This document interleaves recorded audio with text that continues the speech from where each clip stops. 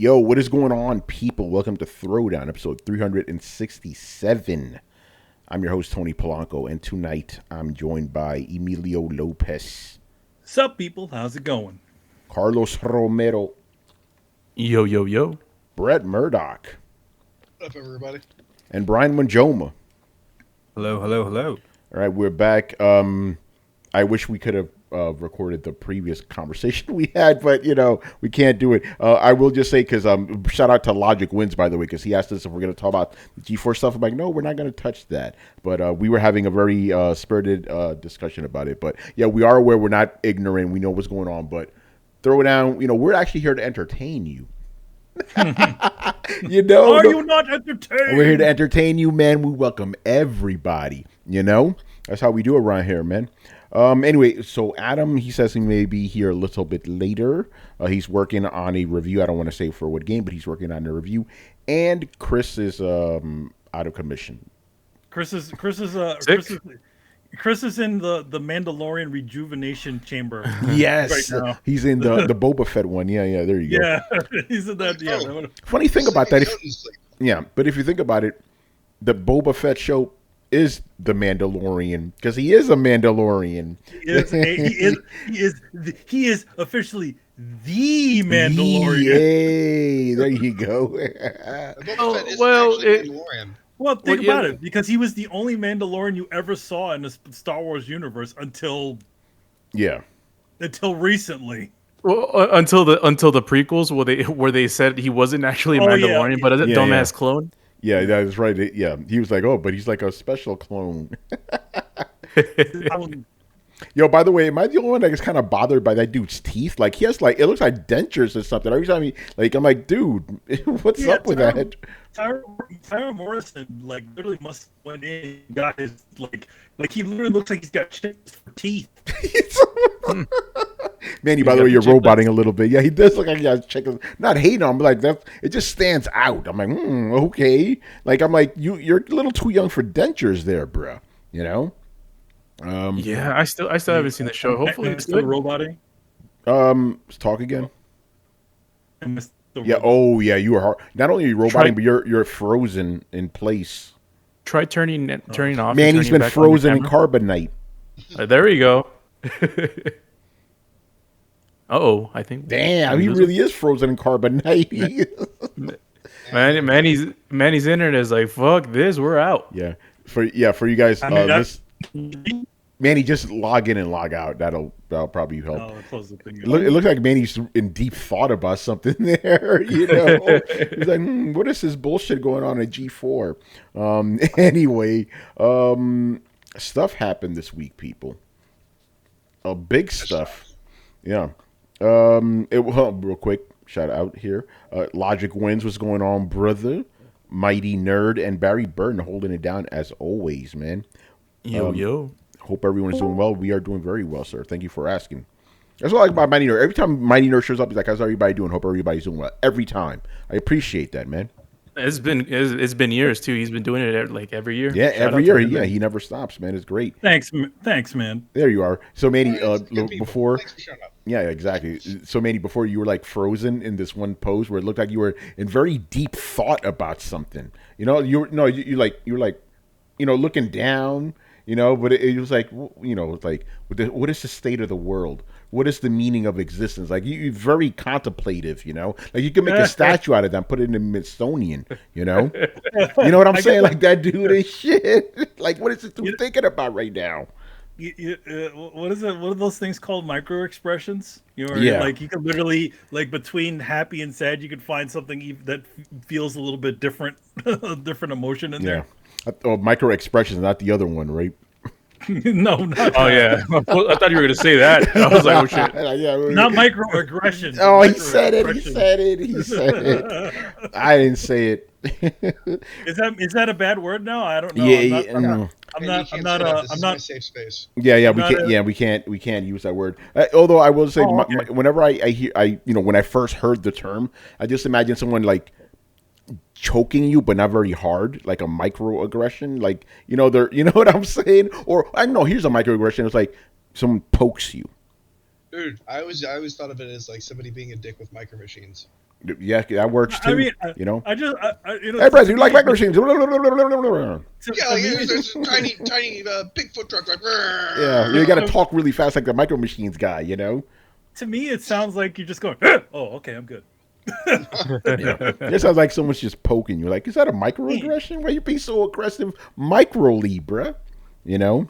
All right, man, let's get in with the show. Let's talk about Xbox. Shout out to Xbox. Rest in peace. Xbox One is done, son. So Microsoft. What is this prayer that we say for them? I go, whatever. Yeah, Guadalupe, you know, or the Ezio thing that he says after killing everybody. Herescu en pace, you know. Yeah, there we go. It might be a tradition to say the Xbox is dead. Long live the Xbox. Yes, let's do it. Yeah, Xbox One done, son. Microsoft has officially discontinued it. And so does the TV and sports dies with it. Yes. But what about TV and TV? Oh, there's no more. There's no more TV and TV, and there's no more sports. All of that's been deleted. Now it's all about the games. Yeah. So the company says that, you know, this was done to focus on manufacturing Xbox Series X and S. The S, by the way, you can still find that console. That console, the cheapest one. It's not only the cheapest one, but they're somehow manufacturing it. I don't know how they're pulling that off. You know, wait, which one? The S, the Xbox One X, the Xbox One S, Xbox Series S. Yeah. Oh, okay, gotcha. Because the One S has been discontinued for a while now. Actually, thank you for bringing that. Okay, so let me know if I got the timeline right. The One X was discontinued first, right? Yes. Then the One S, and then the One. Yep. All right. Perfect. But yeah, it's you know, I kind of wanted to use this segment, you know, to kind of talk about the legacy of Xbox One because, just by the way, I got to give a shout out to Reggie, you know, Weapon X, because he's been hounding me for the last week to bring Tony's Take back. I'm like, I got to be careful with those, bro. I got a job now, you know, and he was talking about the Xbox One. We were talking about the X1 X, and I brought up the old Tony's Take where I talked about the 5-year anniversary of the Xbox One, right? And I was like, holy shit, you could take that video from 2018, played now. It's all relevant. I said that the Xbox was starting to make better strides, that actually made even better strides even after that video, but it never, ever got over that launch. Never did. It didn't matter. Like, they try to turn things around. You know, Phil Spencer did a great job there. They never got over that launch. They never got over the reveal, right? It was revealed in, I believe it was April 2013, and it was, like you guys said, TV, sports. Then when you finally had E3 that year, they finally like, oh shit, we got to talk about games. But before that, the damage was done. I think Don Magic had already done his whole, we have a console that goes online. You know, it's called, you know, that's offline. It's called the Xbox Series X or the Xbox 360. I'm like, bro, don't tell people to buy your old console and try to sell a new one. What the fuck? You know, the Take now. Yeah, the Kinect. Remember how when they launched? Mm-hmm. Oh, and we cannot get rid of the Kinect. It is an integral part of the Xbox One experience. They got rid of that shit real fucking quick, you know. Right. So yeah, the console has just been hampered from the beginning. And again, the last 2 years have been great. You know, at least publicly, right? Xbox Game Pass, Xbox Everywhere, Xbox. You know, executives. You know, kind of being way too nice to people. But it has looked good. But it didn't matter. Didn't fucking matter in the end, you know, because of that launch, you know. But anyway, Bray, go on. Oh, it's just tough to recover from, man. I mean, okay, this is actually a good point to point something out. This is the reason I kind of think that there is still a console war going on, even though when you look at the numbers, Sony is beating the pants off of Microsoft, right? Here's the thing. In the beginning of a generation, people tend to buy their consoles, lock in, and then that's it. They just coast the rest of the generation on that thing. Not a lot of people upgrade to pros or things like that, and even a good portion of that has to do with where your friends are playing. I've seen this happen with Warcraft, right? Like, Warcraft was the undisputed king of MMOs. Nothing could touch it until it wasn't the most popular anymore by like a 1% margin. and then everybody just flooded to the next popular thing. There is something to be said for where your community is, where your friends are, where the players are. A lot of people will buy a system based on like, well, I want to play, Call of Duty on this. So I want there to be people to play Call of Duty with. Where are most of the people playing Call of Duty at? So there's a lot of people in the middle who aren't really super loyal fans. They're just kind of going where the mass is. No, you're 100% right about that. Think about it like this. Remember when the PS3 had the whole network nonsense, right? Oh, God, yeah. Dude, people literally migrated to Xbox just to play Call of Duty, just to keep it going, Yeah. Yeah, so that is a very real thing. But to your point about, like, the you never get over it. It's like, yeah, that's what happened with Xbox. Like, they just fucked up from the beginning and never recovered. They tried so hard and it just didn't click because people were already locked in. Think about this. Adam, biggest Xbox guy ever, he jumped ship because he was like, Xbox One is trash, right? Chris was primarily an Xbox 360 guy. He jumped ship. A lot. I heard. You're forgetting another one. Oh, you, Carlos? You too? It's two. I was a 360 guy. Yeah, you. See, think about that, Brett. Well, not you, Brett. The 360 fucked you over plenty of times. Yeah, no, I bought like 3 of those. Yeah, but the point is, like, I remember there was one point where half of the PS4 players were 360 guys. Yeah. What does that tell you? That tells me that this making sure that they're manufacturing the lowest entry bar for the Xbox Series S is a smart fucking move, because they are subtly locking people in for a generation. Yeah. Yeah, they are. The S right now, Series S, is doing great. So you could actually find it. You could buy it, I'm pretty sure they focus their manufacturing efforts on the one that people can afford, just so people are like, yeah, man, I want something to play during the pandemic. It was $300. I couldn't find a PlayStation, so I bought an Xbox. I guess I'm an Xbox guy now. Yeah. It's interesting, man. But I remember, man, the arguments, man, for years. I was telling people, like, this Xbox One will not recover. Because people were like, oh, no, it's going to beat PlayStation. 360 beat PlayStation, which it didn't. It's going to beat it. It never happened. It just never did. Xbox. Console. Yeah. Again, and it's funny. It's like a perfect example of, first impressions and all that. Yeah, the first impressions were not very good. And that lasted the entire generation. People never forgot that shit. Even today, 2022, people are like, "Oh, I remember TV." How did we start this segment? TV. That's fucking 10 years ago. We still talking about that shit. Let me prove the point. What do you guys think about Fallout 76? Yeah. See, exactly. What do you think? What do you think about Cyberpunk? Yeah. Still, we'll never like. I still tell people like, dude, like Fallout 76 is like $10. Buy it, jump on, play. And they're like, "Ooh, I haven't heard good things." I'm like, "That was 2 years ago. They fixed the shit." But yeah, first impressions, man. First impressions. So yeah, Xbox One. So I don't know. I guess we'll have to have a little bit more time to see its true legacy. But I don't think it's going to be like what were the biggest games for that thing? I can't even name any. All the Forza, all the Forzas. Yeah, like I can't even say the Halo game. Nobody liked Halo 5.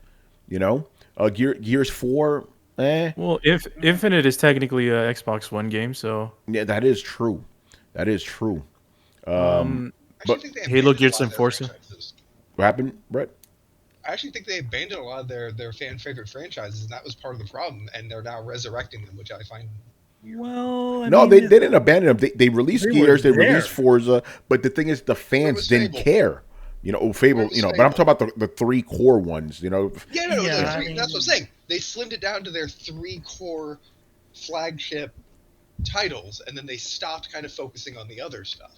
If you didn't make that cut, And now they're kind of going back to like, oh yeah, no, we're gonna make a Fable. We're digging our catalog. We're making another one of these. We have the rights to this. We're gonna make this. Well, there's also not a lot of those cornerstone titles that Xbox has had. Xbox is not. It's not like PlayStation or Nintendo. It's not like PlayStation because what happened to them is because they made a hit and they just kept on harping on that hit until nobody gave a shit anymore. And granted, these things, people are still buying these games, but nowhere near to the point when they originally came. The original two or three of those games. You're right. Yeah. Gears of War 4 did not hit. Halo 5 did not hit. You know? This has to do with the previous Xbox management. where they even said like, okay, we hit our precipice, and we're not going to continue to push. They didn't continue to find new things to push out in there, you know. It like for as much as you say, for as much as Sony is known for its first party titles, there are a lot of them that didn't hit very well. Yeah.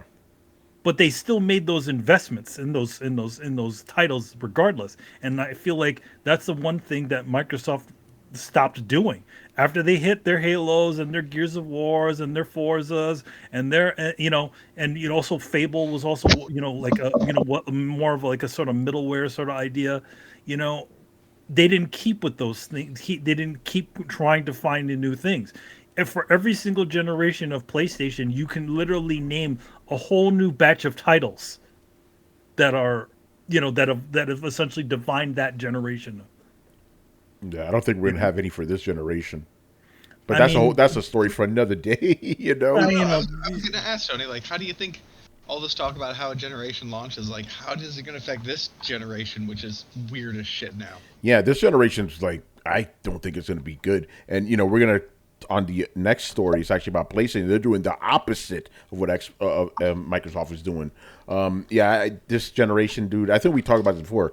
I do not have much hope for it. I think it's going to be worse. Last gen was bad. This gen's going to be worse, as far as I'm concerned. Like Manny said, the PlayStation's always had a lot of big new first IPs. I don't think they're going to have any this generation. I think it's going to be rehashes of old shit. Same thing with Xbox. No, Xbox is already putting out some stuff, man. Yeah, but I'm convinced Starfield is they put a lot of money in press into Starfield. Doesn't mean it's going to be successful, but if it's not a complete piece of shit, it's probably going to be one of their. I can't officially. Yeah, I understand that Starfield is going to be an Xbox exclusive, but part of that was already Bethesda's development initially. Oh yeah, so officially because of Bethesda, I'm convinced of that. Well, I mean, I think the thing about this, like, I don't care about the ones that we already know about. I care about the stuff that's going to be coming after that point.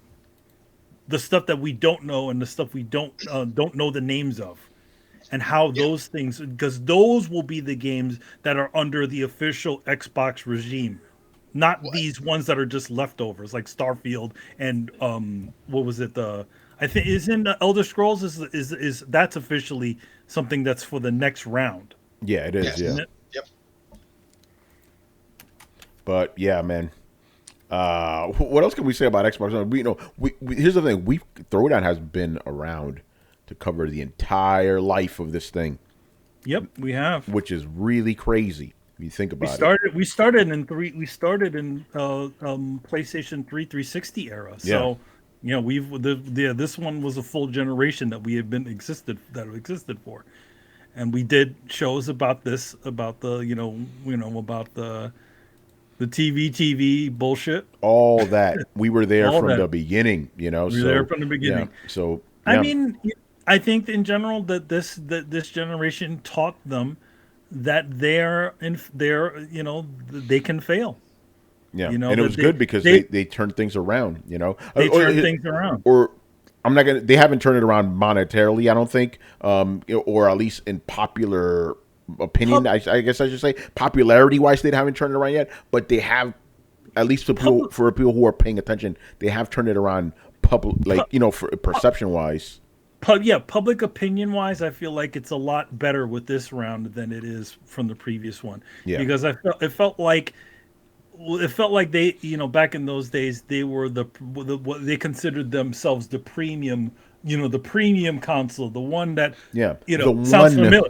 Yeah, the one. Essentially, we're so big that we're bigger than even gaming. You can play anything. You can go. You can do anything on our console, and then come to find out it's the weakest console on the market. Yeah, it was. Yeah, when it came out, it was the weakest one, and it was the most expensive.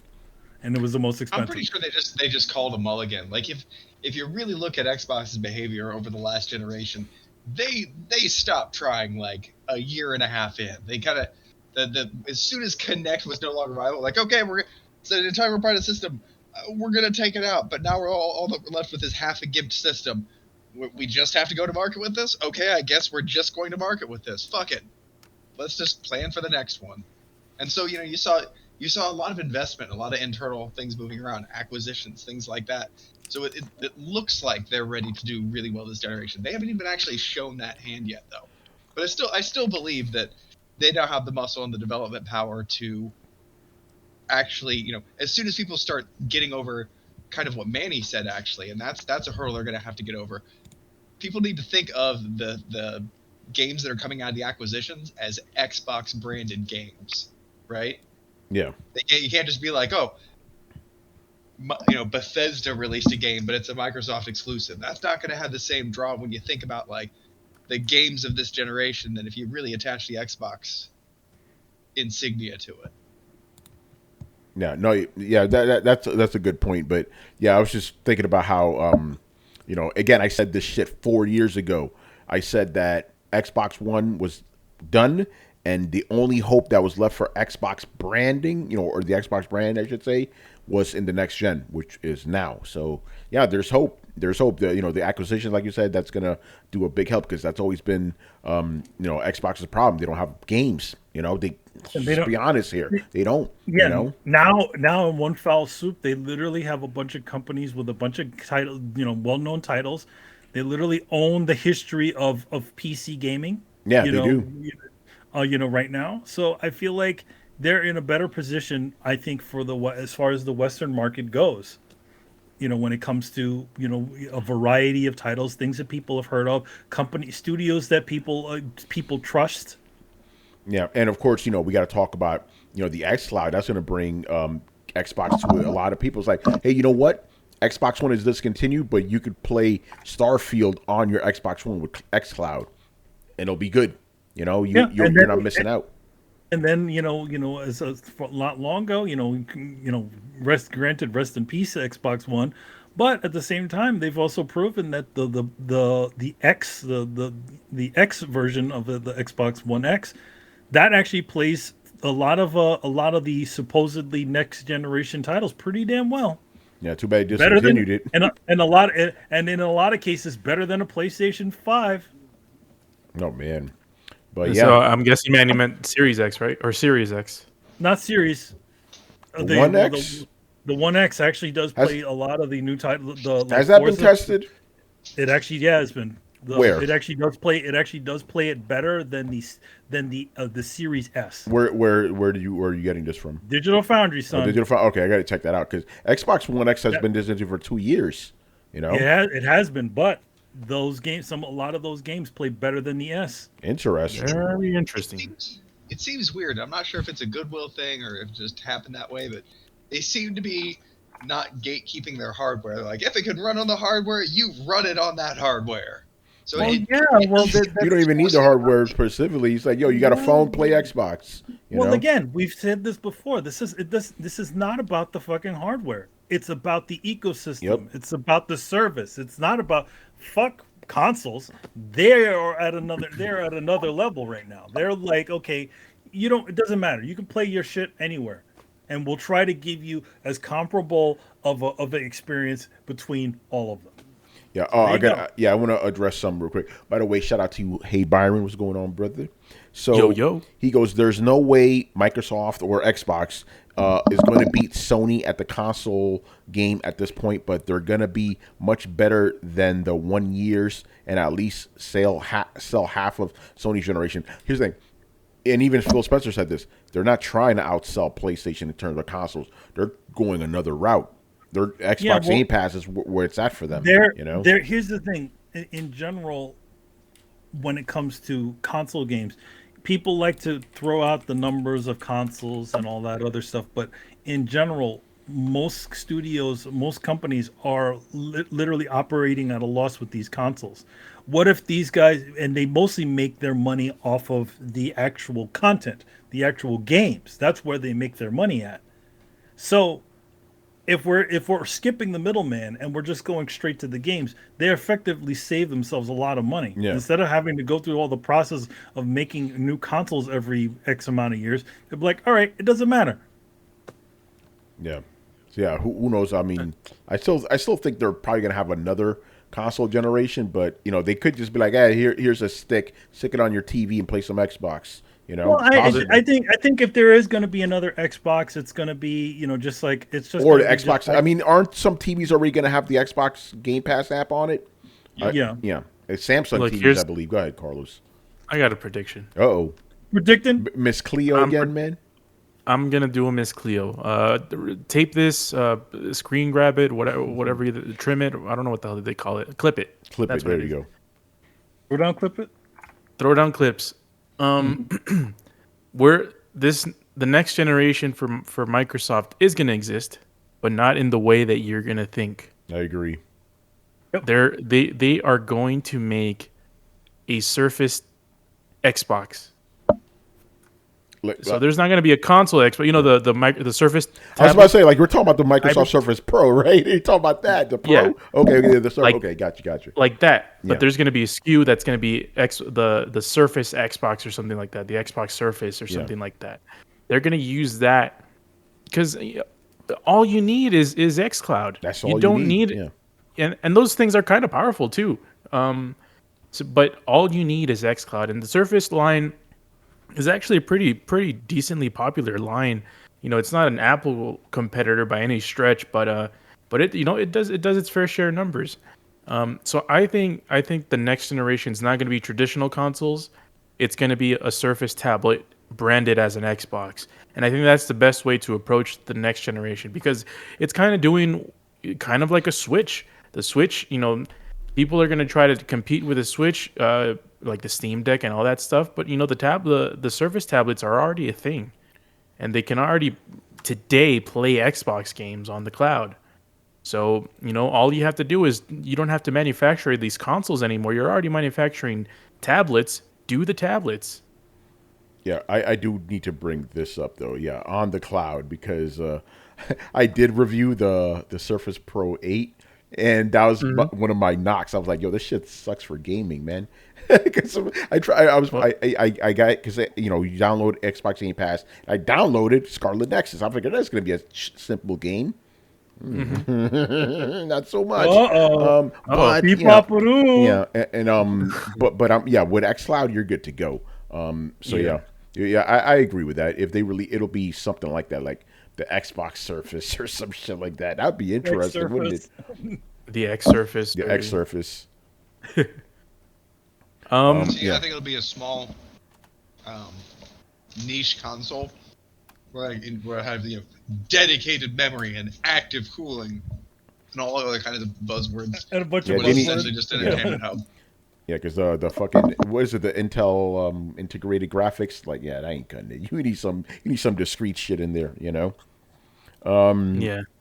But I generally agree with you. Miss Cleo clipped that shit, by the way.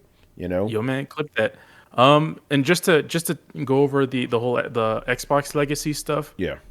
I mean, it is unfortunate because I was, and I guess because people don't have that much of a history with me, especially compared to you guys. I was an Xbox OG guy. I was an Xbox 360 guy, and then I was a PS4 guy. And that was and the Xbox One was the reason why, the way they launched it, the fact that the Kinect had to be connected at the beginning, and just they didn't have any games. They spent most of this generation accumulating studios just to remediate that. So it just goes to show, it's good that they're trying to fix their mistakes, but it took a whole generation to do it. And one thing that I will say though, it might be a positive generation for Microsoft in the end because it did what's the saying? Push their hands or push. It forced their hand. It forced their hands. It made them go outside of what the whole thing is with Game Pass. They went full in on Game Pass, and I think that's the winning strategy for them.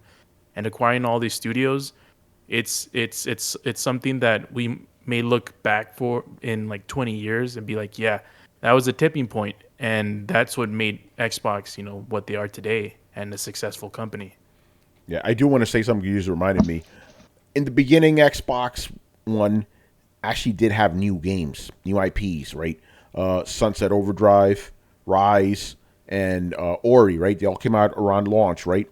Nobody bought these fucking games, with the exception of Ori. None of those games got sequels because nobody bought them. They just wanted to fucking. Rise was so good. Yeah, no, Rise was actually a good game. It was great. I played it. It was good. It wasn't the game to end all games. It wasn't the original Breath of the Wild, you know. Yeah. But it was a good game. And Sunset Overdrive, I will die on a hill for that fucking game. The game was fantastic. Nobody cared. Because it wasn't the typical kind of Xbox game. It wasn't the pure kind of a game, you know. So I think we're in a different place now, though. I think I'm talking about in the beginning. No, like, I know. Yeah. I'm agreeing. I'm saying I think the market has changed. They don't want that same pew game anymore. I hope you're right, because that's and that's something else. Xbox, I think, is trying, and I think they need to keep trying. They got to get rid of that bro gamer shit. Like, it's stuck with them since the Xbox One days. Remember? Or, excuse me, Xbox number one, the original. It's like the Mountain Dew Doritos, we're killing everybody. That gamer bro shit. Like, that's in the past, and that's not really acceptable anymore. Yeah, the Atom console. Yeah, the bro console. Bro. I guess we call it the bro console. It's like, that's played out. No, that's, like, you got to be, like, I hate to use this fucking word. You got to be a little bit more inclusive, man. You know what I'm saying? Say what you about PlayStation and Nintendo. They make games people want to, and they don't really care about a specific demographic. So speak Xbox. Who do you think? Mountain Dew Dorito guys. So they are shredding that. So which is good. Now, in fairness, that stuck pretty in the worst way. But in fairness, at the time, it was, here's the bro console, because the other consoles are for kids. Like, that was. Oh yeah. And I worked for them. I mean, think about it, Manny. I still remember this when the Xbox, the original Xbox came out. Adam Silver said, "This is the console for hardcore gamers." And in that, the context he was using it as, like, dudes that are into intense shit. But that, and you're right, Brett. That totally worked for them. But like you said, we're in 2022. Got to change the strategy. I think it, but to be honest, like, a lot of consoles have, when it came to that sort of thing, a lot of consoles have been along that line of, okay, we aren't that kids thing. Sega did it. PlayStation did it. PlayStation did it. And even and the next level, the final level of that was the Xbox thought of it, where essentially, oh yeah, this is where the intense games are. You real gamer. Blah, blah, blah. Yeah. Now it's like people are not. I feel like a lot of that sort of cloud and all that sort of stuff that's sort of died with that sort of generation. Yeah, and I think Microsoft or Xbox is doing great strides to make different types of games for different types of people, which is good, Now the conversation, I mean, we grew out of it. Now the conversation is, you no longer have, quote unquote, hardcore gamers. Now you have people are like, I'm a hardcore gamer. Yeah, what game? Like, I think as it has become more inclusive and more popular and everything like that, you can't really, it's the same way you can't even really say people are gamers anymore, because just about everybody fucking plays video games. Everybody, it's a silly term. Doesn't make any sense. Everybody plays fucking games. And here's the thing, it's a really good point, because back in the day, it was a bad stigma if you said you played video games. Now, especially for people that were adults, now everyone fucking plays video games. My mom plays a video game on her phone. My mom plays more games than I do. Ago. It's like she spends more time gaming than I do. And it's one of those things where it's like, what is a hardcore gamer anymore? Is someone that plays Call of Duty nonstop and only plays Call of Duty a hardcore gamer, or Madden, or Fortnite, or those people that just Minecraft? It's hard to categorize them anymore, because back then it was so much easier, because there was such less. More of us. I don't know if I'm saying that right. There were fewer of us. There are fewer of. Yeah, that's the word. That's the word. There's fewer of us, and now it's exponentially more. Yeah. And everybody's a gamer now. Let's just be real. Like, there are very few people who, again, even regular casuals, if we're going to use that term, what are they? They're on their phone clicking and shit. So everybody's a gamer. So you're right. That is a good point. I never thought about it. Like, the term hardcore gamer kind of doesn't apply anymore. That shit's kind of dead too. Everybody's a gamer. By the way, this is completely fucking off topic, but I need to know. I've been on Twitter sporadically the past couple of weeks, right? and I keep seeing this fucking same thing people posting. Okay. And it's what is it, Wordle? Oh, we're not talking about Wordle here. Okay, I have no fucking clue what this is. I just know that everyone and their fucking mothers are posting this shit on their Twitter timeline, and I have no clue what it is. But I will say this, though, it's not unrelated because Wordle is a game that you play on your computer. Carlos, all you need to know is that it's the current year version of Flappy Bird. That's all you need to know. Yeah, but actually, it's funny, Carlos. You said it was off topic. It actually isn't. It's on point. Everybody's playing this fucking. It's a game. It's a video game. Okay. So there you go. Yeah, everybody's a gamer now. But yeah, Xbox One. Long live the Xbox. One man. Rest in peace, Xbox One. You died so that the series can live. Yeah. Oh, hold on, yeah. Byron. Do you not follow us on Twitter? You have to fix that. Oh, well, we're at Throwdown Show. Yeah, and there's Manny's one right there, E-Man. I know you follow me on Twitter. If you don't, man, I don't know, bro. I don't know. Everybody follows me on Twitter. Yeah, I know.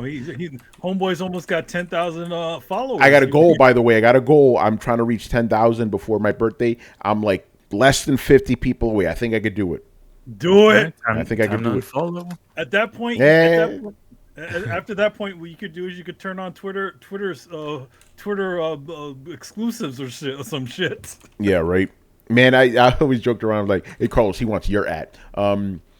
Yeah, like, dude, if I got $1 from every fucking like $1 a month from every follower, I could quit my job. Yeah. That's the power of the masses, but I'm sure half those people are like, "Fuck you! I give you money." No, it's not even that. They don't even know what the fuck I do. There was this other guy the other day. He's been following me for years. He's like, "Oh, I didn't know you were a New Yorker." I'm like, "Bro, really? Have you heard my fucking accent? Like, get out of here with that." And then he goes, "Oh, like you should be on the Iron Lords podcast." I'm like, "I was there in fucking August, bro." So you claim to be a fan of mine. You claim to be a fan of Iron Lords. What's up? Yeah, he just wasn't listening that day. Yeah, what happened, Brett? Tony. Yeah. Oh, go ahead.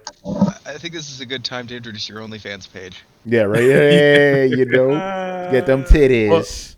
Well, the funny thing with Tony is like, Tony is a gaming and tech journalist, so he people know him through that, and then he's also like a Twitter personality, so.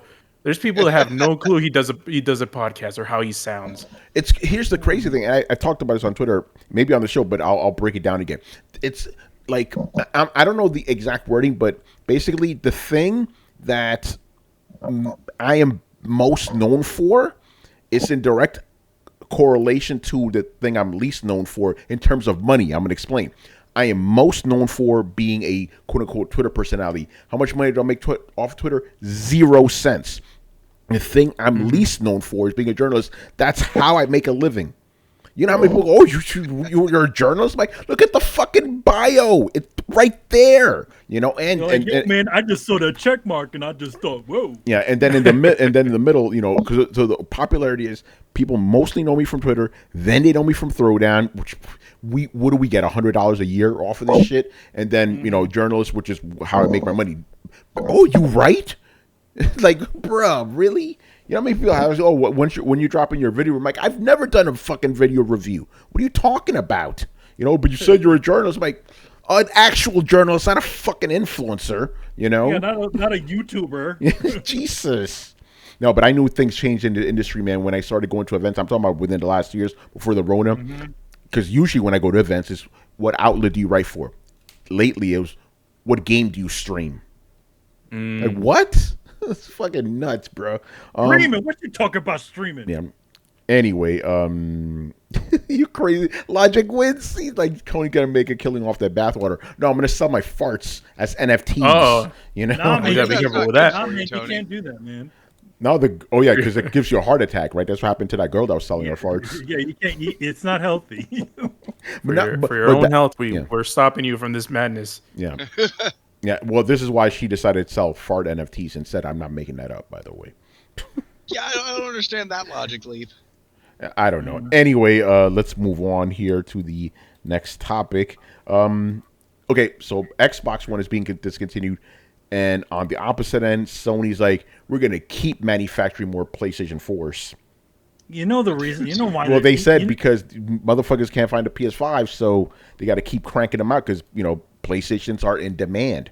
Why don't they use that manufacturing line to make PlayStation 5s instead of 4s? That's what I want to know because someone with more knowledge than me, please explain this to me like I'm a baby, right? Because even when I'm talking to the other guys at Tom's Guy, we're like, how are they doing this? Because you would assume, because the PS4 and PS5 mostly have the same internals, right? So how is the chip shortage not affecting the PS4? You figured it would.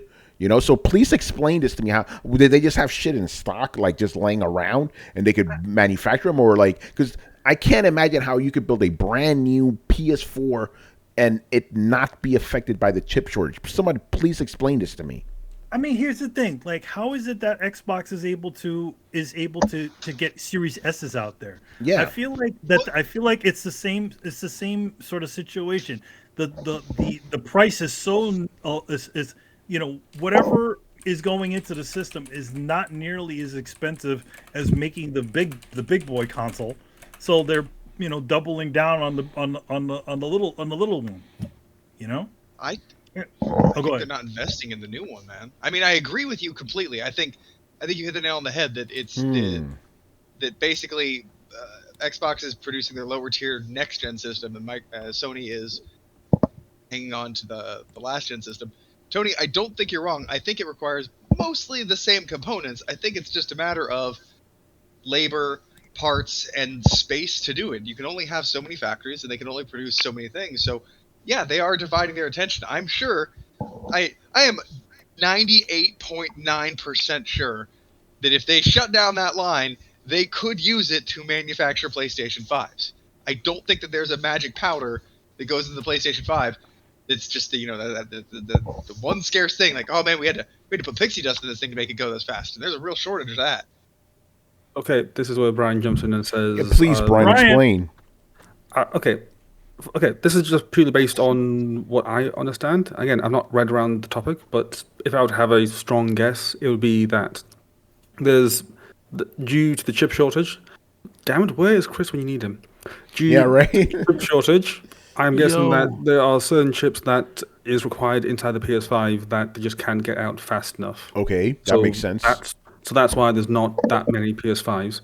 However, the chips that go inside of the PS4, there's still plenty of them going around because maybe they are either dated or they're like batched, produced, and there's just so many of them floating around because again they are old generations, and hence there's just plenty of them out there. So hence they're like, okay, cool, let's just get them in and use them. And that's a good explanation. Yeah, again, I generally want to know. I'm confused. Again, me and a bunch of other tech writers, like, how the fuck are they doing this? Also, not to mention that probably these deals have been done for years. Yeah, it's like, hey, manufacturer X who creates these chips for the PS4. Let's have a contract that you're going to manufacture our chips for the next 5 years.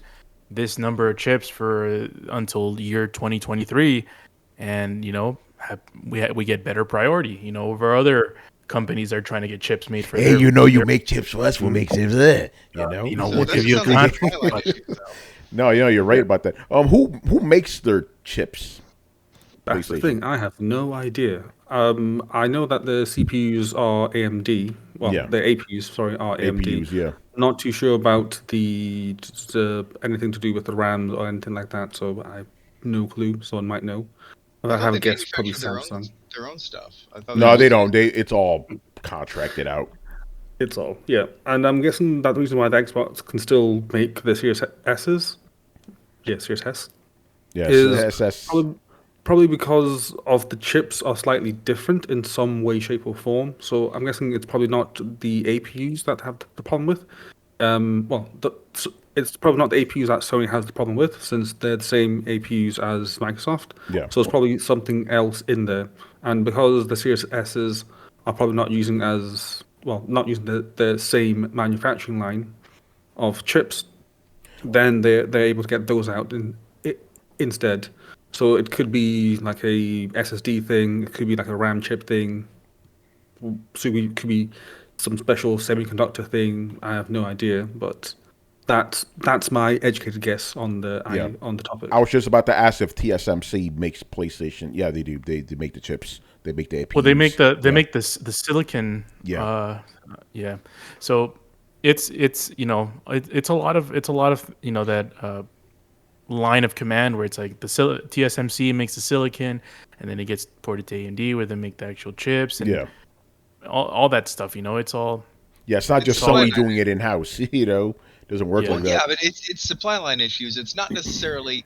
I mean, there is a shortage of rare earth materials, right? But I don't think that's the issue here. I don't think that they're running. Brett, I gotta cut you off. You're just like, there's a shortages of rare earth materials. It sounds kind of. It sounds like an oxymoron. Yeah. Funny. It sounds like it's a dumb name if you ask me. Anyway, no, it's not. It's rare on Earth. That's why we got to go mine some fucking asteroids, man. Anyway. For sure. I don't think that's what's holding it up. I mean, I'm sure somewhere that's a bit of a problem, but it's the global shipping and supply chain issues that are probably stopping them from being able to make them any faster. Well, we have a lot of things compounding this shit. So the Ronin, fucked everything up. Yeah, so we have a bunch of ships sitting around in the middle of the ocean. So getting stuck. a bunch of PlayStations are all hanging out in the ocean, and then we got like fucking chips that can't be created fast enough. And Manny, you got the most important one. Shaq hodling all the fucking PS5s. and that all the motherfuckers. I got all the PlayStations. And that motherfucker Shaq just literally giving the gimme over to PlayStation. Hey Sony, give me some PS5. Sony, send me some PS5. Okay, well, let me ask you something. Like point blank, because I'm just curious about this. Point blank, if Sony had decided not to manufacture more PS4s, do you think that there would be more PS5s in the wild? Probably not. No, I don't think so. I doubt it. Whatever it takes to make that crazy ass console they can't do it fast enough. Okay, Call up Sony to shrink that shit. Then my follow-up question is, do you think that they are truly investing in the PlayStation 4, or they're just keeping their supply and manufacturing lines busy until they can manufacture PlayStation 5s? Good question. I think the thing about it is the console in general in this situation is not the thing that matters, and I think they're looking at what their install base is and they're saying, okay, because again, I said this before, it's not the consoles that really make them the money. Isn't usually years. It's usually that happens a while after it is initially launched. It's usually the games. And what are the decisions that Sony has made, especially from the launch of the PlayStation 5. Most of their titles are previous generation titles, from God of War to Horizon Zero Dawn. A lot of those big cornerstone titles that people are all chomping at the bit to play are all on the previous generation. Because it's them not trying. It's them not closing the door on all of that sort of stuff. So and here's the thing I'm trying to figure out: is this a sign that Sony has faith in the PlayStation 4 still, or is this just business as usual? It's the same you situation. You can feel Brett trying to lead us to a specific type of answer. No. I'm curious. I'm curious. I'm like, do they have faith in the PlayStation 4 and don't want to look forward, or is this just a manufacturing thing? Brett, this is the same situation that happened with the PlayStation 2. Remember how long they would continue to support that console long after it was into the PlayStation 3 section? Yeah. It's the same shit. It's because the new generation is not enough to handle isn't making the numbers that they Let's go back a little bit. Yeah, Manny, by the way, great example, but to a lesser extent, same thing happened with the PS1. They still kept making those things, even with the PS2 out, Yeah. It's just how it is. But I do find it interesting. I do find it interesting that Sony planned to stop manufacturing PS4s last year. I thought they were going to stop this year. You know, that's how, going by their usual cadence of these things. So I was shocked. I'm like, you're going to cut it off that early? Usually they keep the previous generation going for another 3 years. Yeah. But now they're going to do it anyway. But still, But then there's also the brand new regime that's in there. They're different. Yeah, They're the Ryan regime. People there. Yeah. Well, this we had this conversation previously to the show, but a different topic. These companies don't give a fuck about us. Let's just be honest. They're gonna attempt to make as much money and as much profit as possible. And what is a higher margin machine right now, the PS5 or the PS4? Yeah. It's the PS4 by a long shot because they make the most money off of those things because they don't cost as much to make as a PS5. So they're trying to sell those, and like Manny mentioned, that's why the PS2 sold for goddamn near a fucking decade. It seemed like after the PS3 launched. You remember watching those E3s with waiting for PS3 news, and then they're still talking about the fucking 2 and the numbers. Yeah, it got ridiculous. Like, why are you still talking about it? But yeah, that's how it is, man. By the way, I have an extremely cynical thing to say right now. Oh, you cynical? Manny, you and I were talking about this before the show, yeah. right? Because we were like, okay, when they say PS4, are they talking about the Pro, right? I believe it's just the regular PS4, and this is why. Because if they manufacture more Pros and people buy those, they're going to be like, I don't really need a PS5, but if you buy a PS4, it's kind of like a holdover. I'm like, all right, I'll get this thing for now, and then when the 5 comes out, when I can get it, then I'll buy that instead. I think that's what's due to. Again, I'm being super cynical right now, so take that how you will, but that's what I think is going on. They're like, okay, we could manufacture the more powerful PS4 to keep people satiated, but if they have that, when PS5s are more readily available, they're not going to be likely to jump on it as fast as if they had the old school PS4. Make that instead. I think that's what's going on. That's exactly. I agree, and I think that's what I'm trying to get a beat on. Is Sony saying we're going to support the PlayStation for many years to come because there's a lot of loving fans, or are they saying this shit's a fire sale, we're getting ready to switch over? And it sounds like the fucking latter. It could be. By the way, the official line is like, yo, we can't get PS5s in people's hands. Here's the 4 instead. That's literally what they said. Yeah, but you can never trust what they say. No, I'm not saying trust it. I'm saying that's what they're saying. That's all, Yeah, yeah, and that's a great story, but I think I've come to the decision that I think it's just a way to keep their money flow going and their supply lines busy, because you don't want to shut down a manufacturing site just because you can't find the or parts. Slow it down, it's not shut it down. I think they want to keep it going at a specific pace, because if they're just focusing on PS5, they will still be manufacturing. Remember, PS5s were being released all the time. It's just not a lot of them. So I think this will keep the volume going. Yeah. So this will be a way of keeping the volume going at least. I agree with that to an extent, or at least I could see where you're coming from.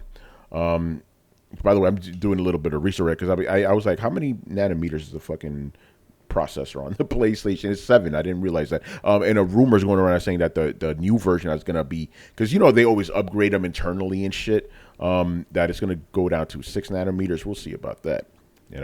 Oh yeah, they upgrade keep getting smaller. Yeah, that's crazy. It is an upgrade because it is. Yeah, it gets smaller and it's easier to cool and less thermals. But it also gets cheaper materials. And Carlos, less thermals means smaller console, please. Yeah, we don't need a fucking Jesus Goliath. Christ. Yeah, that's why I want that slim. Like, give me the slim. So bring that shit down to 5. Bring it out to 5 nanometers if it's possible. Watch the Steam Deck be comparable to the giant PlayStation 5. Oh shit! Steam Deck boys. Steam Deck boys. I mean, literally, the PS5 right now is a giant smokestack. Yeah. All right, man. Anything else about PlayStation manufacturing? It is what it is, man. I'm just waiting for a fucking Horizon. You're waiting for the generation to start. Yeah. It's been a while, man, since I played my PlayStation, and it's collecting dust. Yeah. By the way, I need to say this is just fucking hilarious. Usually when Brian's up here, like, doing all this tech talk, in the past I'd be like, what the fuck is he talking about? Now, Brian, I knew every single thing you just said. Every single thing. I didn't know what a fucking AP. I didn't know what an APU was 4 months ago. And I'm like, oh yeah, I know what that is. Oh shit, he's learning. I'm learning. He's the learning computer. Yeah. Yeah, if you threw 6 NM at me, be like, what the fuck is NM? What the fuck are you talking about? You The know? more contact I have with PCs, the more I learn. Oh man. Yeah, that's why when callers are talking about service, I'm like, for gaming, not so much, bruh. Oh man. It's a good tablet though. All right, let's move on. Still talking about Sony. Yo, What they do? it, it may happen, man. Uh-oh. You know what it is, Hip Hop Gamer, man. The Uh-oh. remastering engine. Oh, what's going on? Okay, so a new patent. This is an official patent. Hints at backwards compatibility that is closer in line to what Hip Hop Gamer outlined. Remastering engine? Yeah. It's not called remastering engine, but it is a backwards compatibility patent to get to play old PlayStation games on your PS5. Wasn't the old one where it was a sort of a reconfiguring of it? That the old patent was. I mean, what is this patent sort of talking about? And because I remember the old ones literally said that they could But again, like patents just mean they're just patenting Yeah, it's the just idea. patent. Yeah, it doesn't mean. Yeah, It exactly. doesn't mean that they actually have any sort of working tech. Yeah, so please keep that in mind as we do the rest of the story. I'm going to read this off GameSpot. A new patent filed by Sony with PS5 lead designer Mark Cerny as one of its inventors. Okay. Might give an indication of improvements coming to the console's backwards compatibility. The new patent filed last year but approved this month makes specific mention of backward compatibility, with the patent detailing a solution that allows current console hardware to mimic older ones to accurately run games. Processing clock speeds can often make games designed for slower hardware does not function at all, so being able to dynamically change this for the application in question seems useful. Okay, This sounds familiar. This it sounds does. Yeah. exactly like the old patent that they were talking about. Essentially, I'm not hearing anything about remastering. I'm just hearing about emulation. yeah, That's their solution, you know. Yeah, but it's not upgrading it at all. But the thing is, It's Xbox is kind of emulating too, in a way. You know, No. All I'm saying is, well, I think we've decided the parameters for a remastering engine is that it has to automatically upgrade whatever you're playing. Yeah. Right. Like this is just accurate emulation. It's not a remastering engine. No. It's just a re-engine. Yeah. No. Yeah. It's a mean, re-engine. I like that name, the re-engine. Like you know, Not the here's the RE way. engine, by the way.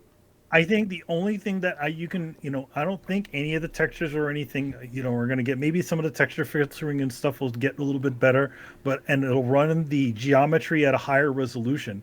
But at the same time, it's not going to make any of the shit any better that's in there unless somebody goes in there and starts upscaling all the textures and junk. By the way, Manny, because again, Throwdown's been doing this for a while.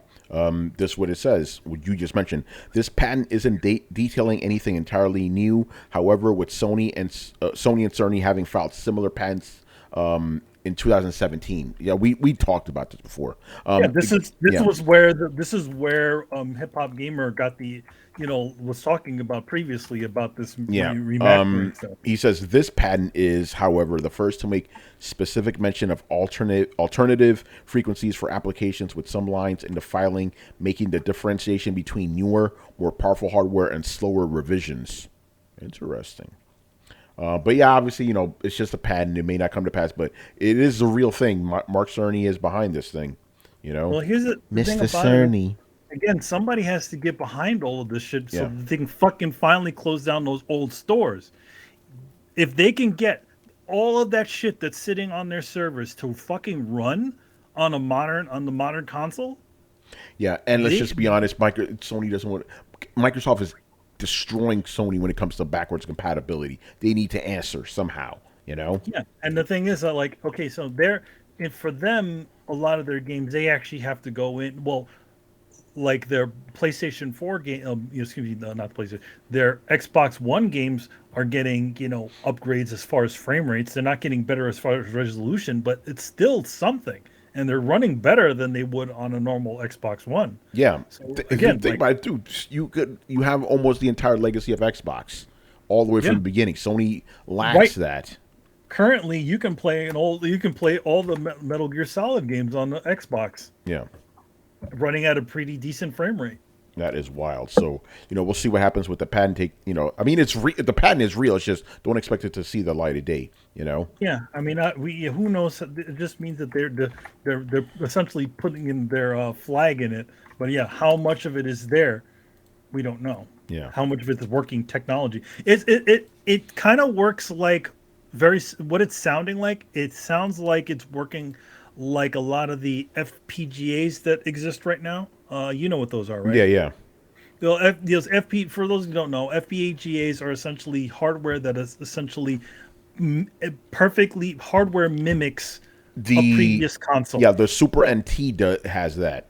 Yes, so it's not using software to reproduce the images. It's actually has a chip that is essentially mimicking exactly what the original hardware was doing. Yeah. And they're able through this they're able to inject new abilities to this things like some of the games don't run as better, so they can do additional things here or there. So it's sounding like they're wanting to do some sort of FPGA like thing that happens to their PlayStation, their new consoles. Yeah, no, that'd be fantastic. All right, moving on. As we talked about, Steam Deck boys. What they saying? So Steam Deck, Valve says, is on track for a late February release. So that is good. Very good news. Really? Yeah, because remember they had to push things back a little bit. So this is still in line with their last update where they had to hold things back, but things are still going good. As far as we know, no delays so far. Mm-hmm. It just says here, I got to follow Steam Deck on Twitter. I didn't realize they had their own Twitter account. It goes, happy January. We have a small update for you. Too long didn't read. We're still on track to ship in February, which will be the end of February. So very good news. So, but I'm pretty sure, guys like me and Carlos, we have to wait till April or something, Carlos, May, some shit like that. Yeah. Summertime. In time for a rooftop party. Summer. Yeah, right. We need those rooftop parties. Q2 is my estimated delivery date. Hopefully it's sooner than that, but Q2 it starts in April. So can you check that date on Steam itself, Carlos? Is that where you check it up? Yes, you can check it on the Steam app or on the Steam site, and it'll tell you. You go to the Steam Deck portion where you can buy it, or reserve it actually. And it'll tell you the expected delivery date and the date which you reserved it. Here we go. Let me ask you something. Do you think there's going to be a lot of people that flake out? I mean, you only had to put down a $5 deposit for what could be up to a $600 system. So you think everybody's going to? I think the people I think people who want a Steam Deck are hardcore guys. To use that term. Carlos, is that here Q2 for me? Oh, nice. Yeah. So we're in the same batch. Yeah, man. Man, I want to I kind of want to upgrade though, but I will have to cancel it. After Q2. Yeah. Can you order too? No, I can't. It says I could only cancel my reservation, but then obviously I could reserve the beefier one, but it might be later. I want my shit. Mm-hmm. Well, what you can do is you just order. If you want to get the second one, then put that one.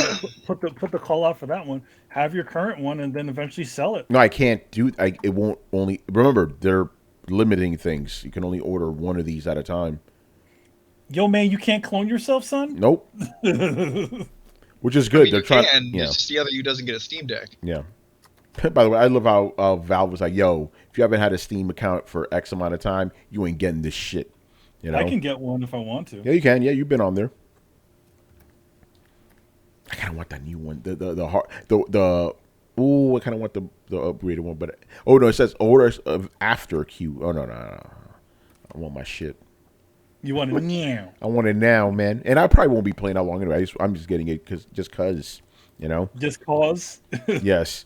So yeah, good news there. If Adam was here, he'd be doing jumping jacks or something. Yo, I gotta get my Steam Deck, and I gotta put my games on. Put on my Rockstar table tennis. Yo, yeah. I heard that. They not say that Portal 2 was the first fully integrated game on nice. On Steam Deck.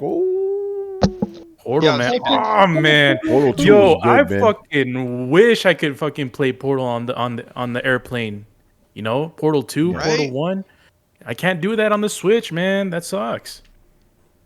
You better delay your trip to New York then, so you can get your Steam Deck, and then you come. You know, Man, they're only gonna give me a 50% refund on those fucking apartments. Hell no, oh I spent shit! too much on them joints. Oh I'm man, going. I'm going. If there's a Unicron variant, I have to fucking go, man. I have to fucking man it up. you know, 'Cause yeah, there's for just- real. I'm gonna be losing too much money on that stuff. Yeah, good stuff, man. All right, not much more to say. Steam Deck is coming. All right, next up here. Speaking about Steam, so Steam is issuing refunds for people who bought Battlefield 2042 Oh, because the game ain't fucking selling. People were mad because the game doesn't even have single player. Like, why did you release this? You know, so what's? I mean, I haven't been keeping track of this. What's the deal with it? What's going on? has no single player. And that's it. It's just the multiplayer, That's like it. like they did that other time. Yep. Yeah, but if nobody's playing it, that means it's pretty much a null void game. As Yeah. as Adam would say, an epic fail. Epic fail. Epic fail. Epic fail. I'm reading this from Newsweek. Just their opening. The launch of Battlefield 2042 has been so disastrous that Steam is now issuing refunds to customers several months after its release. Damn. Well, you know, that's what you get. And hold on. Oh no, that was the other Battlefield game where they were like, "Oh, if you don't like it, don't buy it." Yeah, that went over really well, didn't it? Don't say that shit to people because they're gonna listen to you and not buy it. Exactly. You know, you can't guilt people into buying shit. You know. Yeah. If you don't like it, call then your bluff fast as shit. you know the minute you say that shit, they'll be like, "All right, fine, thanks no. for telling me." Yeah. You know. Yeah. If you don't like it, don't buy it. All right. I won't. Yeah, if you don't like it, don't watch. Yeah, don't watch. All right, I won't Don't watch. watch. Yeah. Simple as that, man. I'm just gonna go and say, if you don't like Throwdown, just keep listening. Yeah, keep if you hate us, keep listening, please. You know, Yeah, there you go. we're not gonna turn nobody around here. You keep come. You know, let's go. Keep on sitting in that seat, son. Yeah. Keep that warm. And Damien, I know you're still listening, Playboy. Oh, he's still listening? You know he is. Even though I blocked his ass on everything. You know. Uh, See, I welcome everybody but Damien. You know, Damien, man. you're welcome to. You're welcome to talk to me directly because you're a jerk. But here's the thing: that's an individual, not a group of people. There's a difference, you know. He was very big. You know, my the last straw for me was when he was being belligerent to the good fans. You know, the guys who really are loyal. You know, when he started being belligerent, they're like, nah, fuck this shit. You know, we run a healthy community on Throwdown, man. You know, you're welcome as long as you're not a fucking asshole. you tell him, Steve Dave. That's it, you know. If you don't like it, we have a console for you, the Xbox 360. Damn! Logic wins. Oh, jeez. He goes, EA always has to learn the hard way. Well, The the evil empire needs to be reminded that the people make the decisions, and when they fuck up, they'll need to pay. Yeah. That's not what we're calling EA. Well, Good for you. They're always the evil empire when it comes, you know, and them and Activision. and Activision, and sometimes Ubisoft. Yeah. Don't say, we can say that. We talk shit about Ubisoft. Now, Adam's not here, you know. You know the CEO of EA menacingly pets a cat in a high rise somewhere. Yes. Yeah, where's the lovable CEO of EA? You remember what's his face? The creator of 3DO. Oh my God. Shilling, Phil right? Harrison? No, not Harrison? not Phil Harrison. Oh my God. He was a shyster too. He was the EA guy. Yeah. Yeah, he was the original guy. Yeah, he was a shyster too. The guy who created 3DO. Oh my God. It's his name is like something with a chip, something like Pit. You know, one of those kind of names. Come on, somebody in the fucking comments tell me. I feel like an idiot. I know the name. All right. Anyway, I'll Google it during this next segment here. Another delay, people. Oh yeah. And this was due to be one of the first Xbox exclusives of the year. S.T.A.L.K.E.R 2 has been delayed to December. Is it because all those NFTs that they wanted to attempt to put in there didn't work out, and then you kind of That's pull them exactly out? what I was gonna say. Wait, Tony. Yeah. So you said Xbox exclusive. I thought this was going to be on Switch. Is it Stalker 2? Yeah, wasn't it supposed to be on the cloud on Switch? Oh, I didn't know that. I honestly didn't know that. Yeah, because Okay. I remember Stalker 1 is on the Switch, and then Stalker 2 is going to be, and I was like, how the hell are they going to do that? And I was like, well, it's in the cloud. I didn't know that. In the Now I cloud? know. Now I gotta say, they did this in a very classy way, though. They didn't just release news, drop it on Twitter that they're delaying it. They actually wrote a letter to their fans explaining that they want to make a high quality game, and they're in a situation where they either rush and possibly let quality suffer, or they do what they think is right and make a good product for their fans, and Wait. they decided to go with the second one. It's funny. It's funny because at one end, they literally people were about to do a witch hunt because they were gonna throw those NFTs in there, and now all of a sudden they're doing something. They're doing something right by the fans. It's an interesting. Oh, my bad. thing. My bad. It's not. I don't think it is Stalker 2. Okay, you're thinking about something else. Yeah, honest, I thought Stalker 2 was already out. No, it's not. Yeah, Byron says Stalker 2 was a time suit. By the way, Trip Hawkins. Trip Hawkins, there we go. See, I knew he had one of those type of names, Trip. I was like, Trip. Trip. Like, yo, hey, remember Trip from Star Trek Enterprise? His name was Trip too. By the way, the game, the last good Star Trek show, by the way. the game that I confused it with, Dying Light 2. Oh yeah, we talked. By the way, who made that shit? Somebody tweeted out. I think it was Devolver. No, is it Devolver? Did Devolver Digital do those? Oh my god, I forget the name of the game. It's like a Serious Sam type of game. Yeah, you know what I'm talking about. They're coming out with the third one. Call of Juarez? No. It's a Serious Sam, right? Shadow Warrior. Thank you. Is it Akari Warriors? Shadow Warrior, yeah. Shadow Warrior. So is it Devolver Digital that does PR for them, Brian? Oh yeah, Yeah. that's that. So they go, Shadow Warrior 3 will take you 500 hours if you beat it 60 times. Okay, perfect. I love it. And that's why I love the golfer. They just chat shit and it's so brilliant. Yeah, I like how they released the clarification. Like, no. The 500 hours is if you do everything, unlock everything, explore every corner of the map, open every door, every container, Get every ending. everything. Yeah, like it was one of those ridiculous. Like, yeah, you really tried to just pack as many hours in that statement as possible. Like, well, what if there's 10 hours worth of bathroom breaks? That counts, right? Yeah. No, you're right about that. I remember Devolver Digital, explanation of NFTs like non-fuckable. Oh man, non-fuckable tokens. Like what? You can't fuck them. Speaking of that, I have a question. It's super random. It's not gaming or anything, but it's a quick question. Are IHOP pancakes good? That's a totally random fucking question. I saw a commercial and they're doing unlimited pancakes for $5.99. I'm like, how the hell is that possible? Again, they did this before. Yeah, I just saw a Let me ask you, how good can pancakes get? They can get really good. They can get really good depending on what they're. I mean, IHOP pancakes are good enough to bring it to the gaming side, which I don't have anything for. Yeah, pancake NFTs. All I'm gonna say is IHOP is kind of good, although. Like you go in there, it's. Yeah, not expecting Dude, it's a the place best. where you go to get eggs at 4 a.m. What the fuck do you expect? Yeah, that or the other ones, the other breakfast places that stay open late. I can't remember the other ones.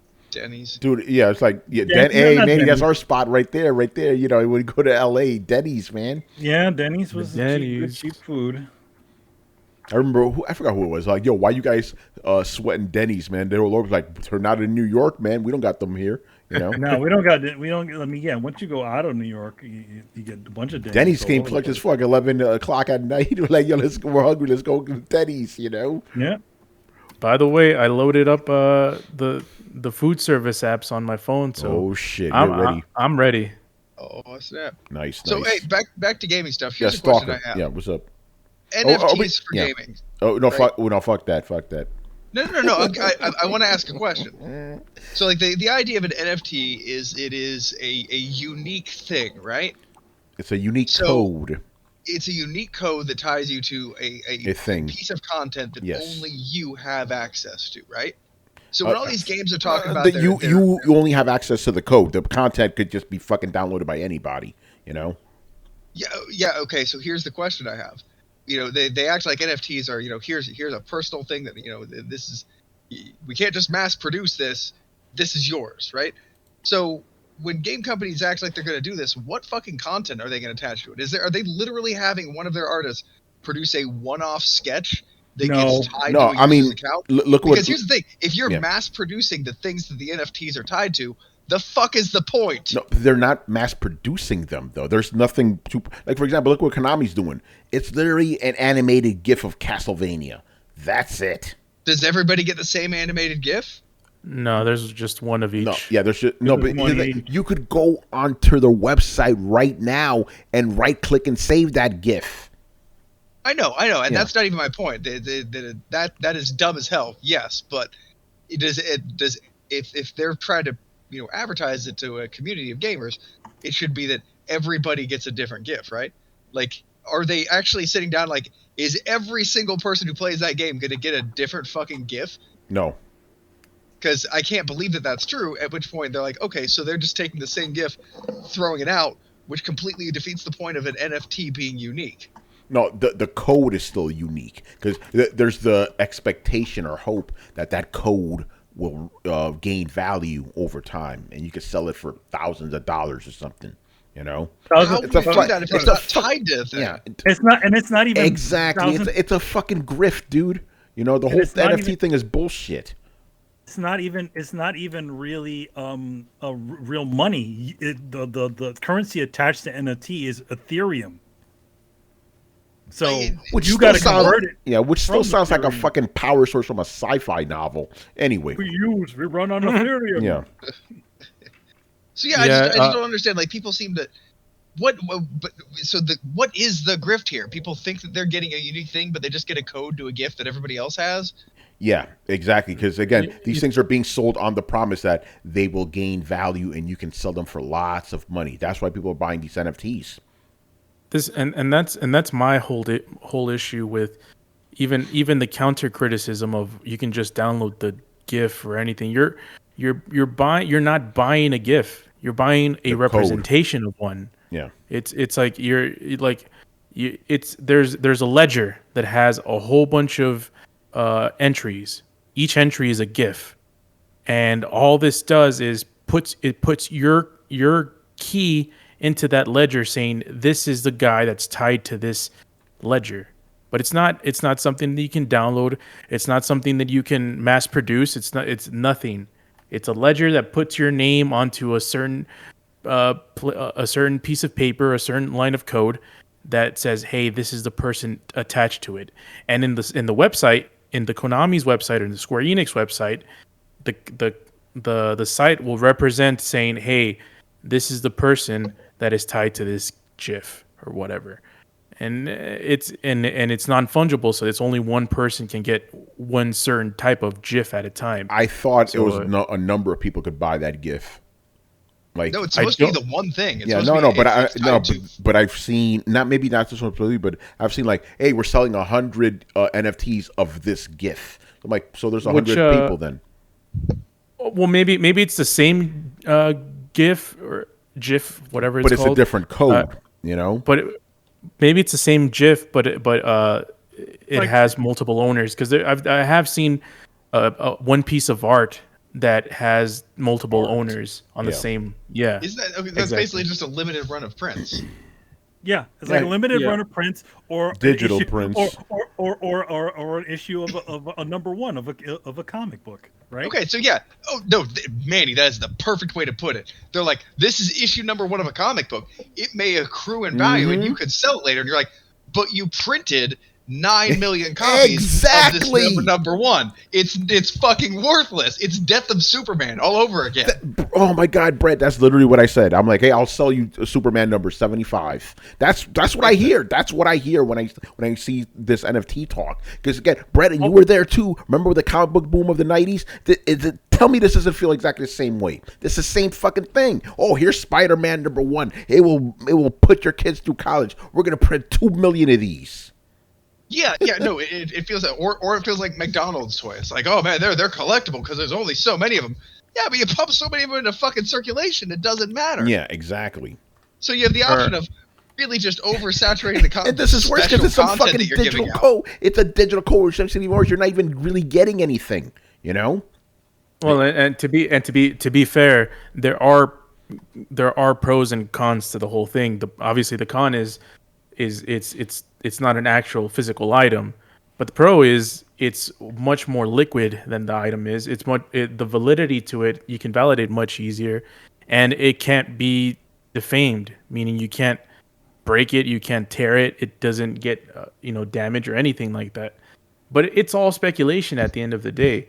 And that's why it's a hot ticket item. They're doing speculation on a database that holds your name on it, saying that when you buy this, it'll guarantee you that it's going to sell for a better price. And if there's no guarantees in anything, and going back to the whole thing with NFTs are only as powerful as number one, the meme around it, or number two, the person selling it. Yeah. If I decide to steal Manny's art and sell NFTs, no one's gonna give a fuck. It's like I'm better off selling those things on Redbubble or whatever that T-shirt site is. Yes, get Manny's Displate and eBay and all those places that sell T-shirts with custom art and cups and all that stuff. I'm better off doing that than selling an NFT. Because those things are actually fungible and they're actually physical and have an actual use. So no one's going to give a shit about what I fucking sell. The Bored Apes and the CryptoPunks are fucking memes. Those things are selling off crazy because a fucking whale decided to pay thousands of fucking dollars for one and it fucking blew up. That's the only reason those are selling. And the other ones are going to sell because Square Enix, Konami, EA, all of these companies are going to get on fucking board and they're going to sell it because they have fucking companies are behind it. Yeah, and people are going to buy it just because of that. Yeah, go ahead. Half the time, the whale is the artist themselves artificially inflating the price of their NFTs. Oh yeah, for sure. Yeah, for sure. By the way, Master Shake says there are pros to NFTs. There are no pros to gaming NFTs. I agree with that. I don't see any pros for gaming NFTs whatsoever. Blockchain technology is a useful invention when applied correctly. Then there's silly shit like this. Exactly. Oh man. All right, that's enough NFT talk. It seems to be a running topic of Throwdown these days. Last story, and Brett, I threw this in here just for you, man. For you. Yeah. Red Dead Online fans beg Rockstar to support the mode. So Rockstar's basically just abandoned it. Like GTA, I am not kidding you. I get emails every day about fucking updates to that thing. Nothing with Red Dead Online. Nothing. I told y'all this is gonna happen. Yeah. Oh yeah. I knew it was gonna happen. Nobody cares. Nobody cares about this. I really said Red Dead. You can't have fucking rocket launchers and DeLoreans and shit. It was not gonna have the legs of GTA Online, and it didn't help matters when Rockstar they fucked the currency in that thing completely from launch. You couldn't do nothing. Yeah. Also the fact that you couldn't do anything, and the fact that it's like they blocked off all the cool shit that you could do from the main game. Yeah, they blocked all that off. It's just fucked up. So yeah, now the few people that are still playing it, they're begging Rockstar for updates. Mark my fucking words. This is another fucking clip out. Time stamp it, do everything. GTA 6 is gonna have in-game NFTs, and you're gonna be able to pimp those shits out in your world. Oh God, no! Chris is gonna have his fucking submarine, and he's gonna have a fucking Mona Lisa on that shit. Guarantee it. Oh no, no, no, no, no, No, no, no, no, no, no. no. No, no, no. Oh God. Lucy. No, no, no. Lupe. Guadalupe. So The only way that this could be cool is if they used some sort of technology to transfer content between games. they're not going to do that. No, that Yeah. require Yo, them setting a big Oh, standard. that's Yo, all. Brett, yo, No, Brett, yeah. yo, Brett. You know what would be cool if you could put Mario into a fucking Konami game and that's into not a what I Call meant. of Duty. No, no, Yo, no. That have ain't you? By the happening. way, have you guys seen that shit on Twitter? Oh my God! Yeah. Oh Yeah, we my talked God. about it. We talked Yeah, about it on we Sunday. did talk about it. Yeah, it's like developers they were like, no, you can't fucking do this. You can't buy an NFT of a gun in Call of Duty and then bring it to Mario. It doesn't work like that. They're like, we could barely get cross saves between the same franchise working. You think we're gonna get was it interoperability between different games? No, no fucking way. No, You know? Nah, best you'd be able to do is like buy a JPEG that then splashes onto the hood of your car or your T-shirt or something like that, and that would still be a monumental effort. Yeah, but it was just funny how literal game developers were explaining in excruciating detail why it's not possible. You still had these fucking idiots. No, no, you could do it. You could do it. Like, all right, bro. This guy just a 30 fucking tweet thread explaining to you why it doesn't work, and you're still telling him it could work. Okay, bro. Okay. There's You don't an old understand, there's it's a an old non-fungible saying. token. Yeah. There's an old saying. There's an old saying. Don't argue with stupid. Yeah. It's amazing to me. It's amazing to me. You know. No matter how much you try to explain something to an idiot, they're not gonna get it. They're like, "Oh, well, I thought of it in my head, so that must make it real." Again, if you read some of these threads from the developers, they're explaining it like they're explaining it to a child. Like very easy to understand stuff. No, but you could still do it. You could do it. All right, bro. Yeah. The guy totally selling NFTs totally told me you could do it. Yeah, though. right. Yeah, the guy saw me to ape. You know. Go ahead, Brian. Okay, I actually was reading through what's being said, and it seems like the biggest limitation is just the rights of things, because That's I a never big one, seen yeah. anyone actually talk about the technicalities and it being technically not possible. I saw plenty of those, like the actual technical shit. You know, I saw some of that. But you're right. But rights is another big No. one. The biggest Yeah. thing is the one of the biggest things is the rights of things, because in order for you to bring over something Mario related, that would mean that the whatever studio needs to make a deal with Nintendo in order to be able to bring these things over, and that gets so nuanced and insane you probably can't even do it. And again, like, would Nintendo even want Mario associated with something like a Call of Duty? No, you can't just bring it anywhere. No. Again, it's just mostly like the rights of things, and it seems like people were talking about the wrong ideas when someone's saying that bring something over. I think people were envisioning the idea that they literally take the skin and then they somehow like copy and paste it over to like a different game. Yeah, that doesn't work either. They think this shit. They think this shit is like. They think this shit is like Ready Player One. Literally. Yeah. Yeah, that's not going to work. However, the one thing I have noticed is that lots of games already do something similar, but just they haven't joined the dots yet. I mean, you have alloy skins in alloy in Genshin Impact, right? Okay. So you put aside the rights thing and say, okay, that skin exists. So what's stopping you from saying that? You know, let's say at some point they unlock that skin, or a hypothetical, they unlock that skin based on whether or not you have save data for Zero Dawn on your PS4. That is exactly the same way PlayStation Home used to do it. Exactly. So PlayStation that's what Home. I'm saying. Like, PlayStation Home was like, if you it was a space that literally, you could pretty much wear anything you want. So like, if you got something in Red Dead Redemption, it actually would appear in PlayStation Home. So the way it would have to work. It would have to be a space that allows this to work, not a separate game, but one. Let's just say it metaverse. No, God. It would have to be something like that.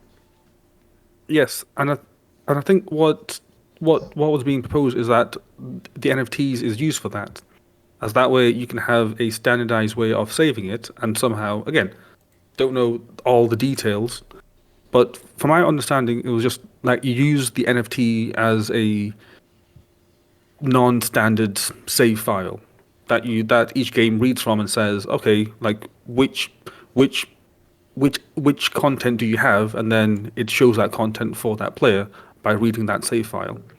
And that stuff already exists. I mean, like, how many times have you played a game demo and then unlocked a skin in a different game? I can give an example. When they did it for Kingdoms of Amalur and Mass Effect 3, like, you played the demo of one game and then you play the real game, you unlock a skin for that game. So I'm looking at it and it's like, okay, it's technically is. I can't see any technical limitations that will stop you. It just seems to be mostly the rights, and for the most part, they're not going to, because rights are stupid, and everyone's greedy. Well, they don't want to let up on it. Is my big thing. Like, this could be a great opportunity for fucking artists. Like, let's use Manny as an example here, as we often do. Manny could create custom E-Man NFTs for, like t-shirt skins or something like that, right? Just cut, paste them, sells like 4 or 5 of a piece, and boom, that's it. And Manny gives the right to say, okay, you can use this across any platform against in any representation. That contract itself is also tied in the NFT. That would work because Manny doesn't really care what platforms you bring his art across for the most part. But it's not going to work because they want to lock that down. They want to be the only ones selling you the NFTs that then go to another company, and that company wants to be the only person selling you NFTs too. So I think the logistics are never going to work. Ideally, in a perfect world, it could work, but you'd have to let the artist community get in on it. But how would he, or any artist, right? Let's say, hey, I bought this NFT of a fucking cat, whatever, right? How are they going to get that cat into Battlefield and Mario? Battlefield and Mario have Battlefield and Mario have a script that when you connect to the NFT network, it goes to this website, takes like a screen grab of whatever JPEG pops up, and paste it on your T-shirt. Yeah, that's the easiest part. Okay, that's the easiest part. It's so it would be more like the technical stuff, like a specific, for example, gun with a specific function. That would be a little bit more difficult. Framework would be difficult. Plastering just imagery. Yeah. Imagery. Okay, I could understand that. Yeah, but like functional stuff, like, hey, I'm gonna bring Samus's gun into Mario. Like, nah, you couldn't do that. You'd be able to be like, hey, I put this custom E-Man logo across the back of my leather jacket in this game. But that's the thing. These people were asking for that type of stuff, and developers were explaining why that's not possible. Well, you can do it, but it requires both the developers to develop for that feature. Because even within their company, it's hard doing it. Yeah, but you know what I'm saying? It's like it's hard for that to happen even within the same franchise. It's hard to do that. So imagine trying to do it from a franchise from one company to another franchise from another company. But just to go back to Brian's point, because I think that hurdle is probably the smallest of the hurdles. It could be a hurdle, but it's not as huge as the copyright hurdle, what percentage you're gonna make on money on this thing hurdle over the other company. Because, and like Brett mentioned, all you have to do is see the blockchain that NFT is stored in and see what it represents and put it on your game. Obviously, if you want to do the comparison between a skin or something that's just a logo or something as compared to a functionality in a game, that'll take a little bit more work. But it is plausible, but it's not it's not something that it's like, okay, plug and play. That's what they expect. Yeah. I guess one way I can think of like conceptualize it is maybe Unreal 5 can do something that they have to do something at the engine level. Yeah, but I don't even know, to be honest. So yeah. Yeah. Right. I mean, what's funny is Steam already kind of does a working version of this with the cards that you get as achievements. You need to explain this one. Okay, so they're not NFTs in the sense that they're necessarily limited numbers, but a lot of times when you get achievements on Steam, it gives you these little collectible cards, and they create sets. When you put the set together, you can either keep it, or you can turn it in for some kind of reward, or you can trade them freely amongst yourselves. So you go in, you get a game, you collect all these cards, and then you actually trade them with other Steam users. And when you trade it, it disappears from your account. It appears on their account, kind of thing. So they already have the idea of like, oh, we have custom content that delivers some in-game bonuses, is fully tradable and completely digital. Like a lot of the end goal things that these NFTs are talking about, Steam already has a very kind of basic version of that. And the reason it's very basic is because people haven't asked for more.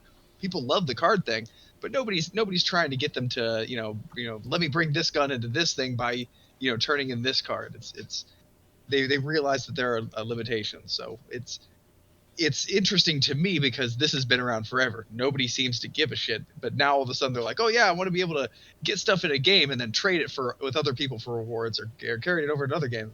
Kind of already do that. Well, you can look at Team Fortress 2. Like there was a massive thing years ago about skins in that game because people were just going through getting skins, and some skins were so rare they were being sold for like thousands of dollars. Well, and these were literally like in-game skins that you can trade with other people for in-game skins. Brett knows this. I don't know if you brought this up because I was kind of zoning out a little bit because watching the game.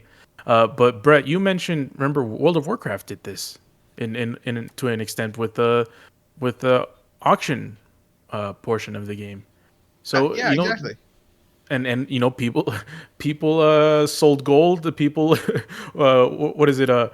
People laundered money through gold in that game. It was God, I remember crazy that. shit. Yeah.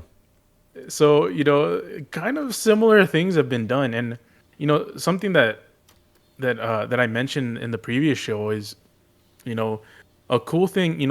I don't trust these freaking companies to make it worth our while to do NFTs. They're just a silly cash grab for the most part. But I wish they would do something like, if someone gets a platinum for a game, give them an NFT. Reward them for working their ass off to play your game to the fullest extent. It could be something that'll make people want to stick with the game for much longer. Hey, I'll make me not want to get the platinum. Well, maybe some people, but most people that Yeah, I'm talking about free me. Like if I get an NFT with this platinum, fuck that shit. I'm not getting the platinum done. I'm so against NFTs. I just on principle, I would not get the platinum if I get an NFT at the end of it. Fuck that shit. I guarantee this is another Miss Cleo moment. Oh damn, man! There's three of them right now, bro. There's three, man. I'm feeling generous today. If they ever do something like that, much more people are going to get platinums in these games. Oh, I agree. No, I completely agree with you. I'm saying me, fuck that shit. It's disgusting, man. I find the whole thing fucking disgusting. I really do. Yo, man, es sucio. Yeah, sucio, man. Muy sucio. But yeah, anyway. That's why we get Tony to stop being a completionist then. Yeah, oh yeah, there you go. Yeah, get NFTs mixed up. Like, fuck that. I don't want anything to do with NFTs, man. Fuck that shit. Anyway, on that cheery note, I think we're done. You done, son? We're done, son. Good episode. What's up?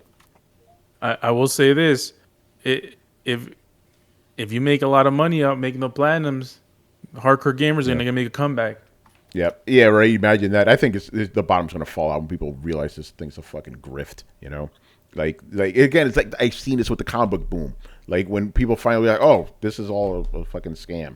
I think it's just gonna all plop down. Then we'll actually get to see what NFTs are really about. With their actual useful function. So I think that does exist. It's just it calls you. You know what I'm saying? It's like I don't like the way they are being used right now. Because it just seems like, oh shit, I can make so much fucking money off this shit. I need to jump in right now. Yeah. So it's like like let's see the actual real function of the blockchain after the grifters get out of here, the speculators, all these fucking assholes. Here's the part that really gets me. NFTs would be fucking perfect for actually getting around a lot of these rights usage loopholes, because you can tie a contract into an NFT.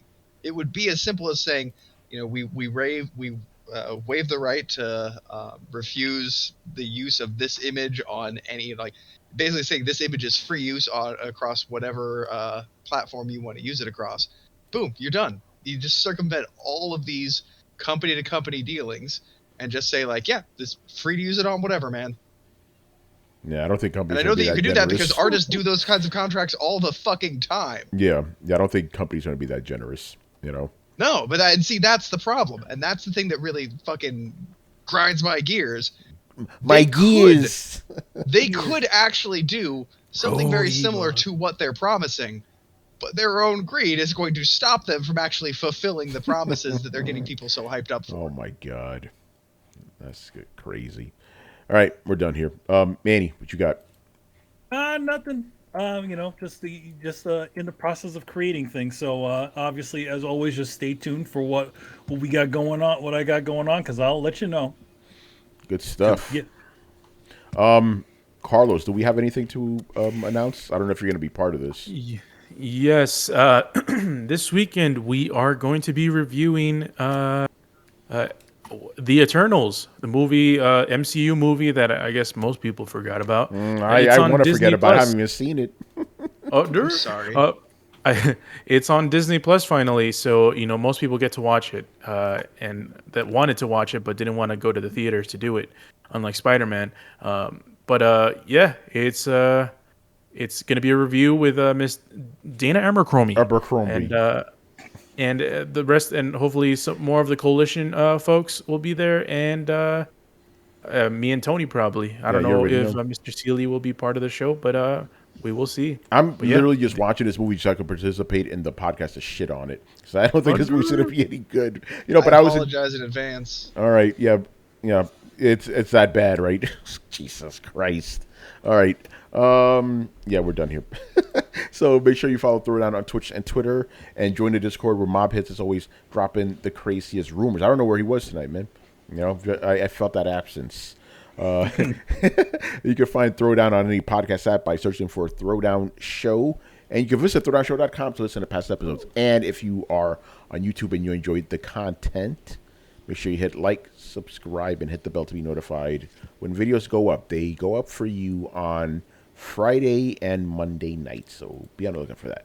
Anyway, links are located down below. Once again, our show was Tony Polanco, and tonight I was joined by Emilio Lopez. See you later, guys. Carlos Romero. The roadie run. Brett Murdoch. It's been real, people. And Brian Manjoma. You have to be a special type of person to say that the PS5 is dead in the water this year. Oh, who said that shit? God. Oh, wait, who said that shit? Oh, okay, so I was like, is Brian being clever or is he quoting someone? I think he's quoting someone. Can we talk about this on air or not? We have talked about it off air before the show. Oh, okay, we'll talk. Okay, we'll talk about that later. We'll talk about that. All right, people. We'll see you on Sunday. Peace out. Ladies.